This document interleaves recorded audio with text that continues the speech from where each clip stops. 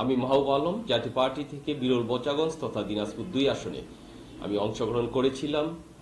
কিন্তু আমি যখন সত্যিকার অর্থে আমি প্রান্তিক লেভেলে ভোটারদের কাছে, জনগণের কাছে ভোট চাওয়ার জন্য যাই, নানা ধরনের প্রশ্নের সম্মুখীন, যেগুলো কনফিউজিং কোশ্চিন রেইজ করে তারা, যে আসলে আমাদের তো 26টা আসন দিয়েই দিয়েছে, আবার ইলেকশন কিসের, অথবা নৌকা এবং নাঙ্গল তো একই আপনারা। তো এই ধরনের অনেক ধরনের বিবৃতিকর পরিস্থিতির শিকার হতে হয়, বিভিন্ন ধরনের ভয়েস রেইজ করে তারা। এবং আমি এখান থেকে ইভেন আমি সবচেয়ে বেশি কনসার্ন, একটু আমিও যে একটু উদ্বিগ্ন এ বিষয়ে, যে আসলে গণনা কাউন্টিং কতটুকু ট্রান্সপারেন্ট হবে এবং ডিক্লারেশন কতটুকু অথেন্টিকেশন হবে, এসব বিষয় নিয়েও আই এম লিটল কনসার্ন।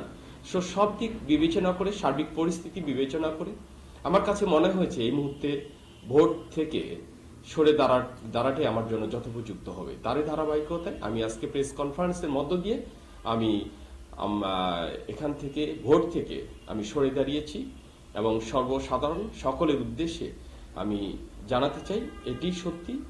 আমি আজকের কনফারেন্সের মধ্য দিয়ে আমি এই আসন্ন দ্বাদশ জাতীয় সংসদ নির্বাচন থেকে আমি বিরল বোচাগঞ্জের প্রার্থী মাহবুব আলম আমি সরে দাঁড়িয়েছি ভোট থেকে।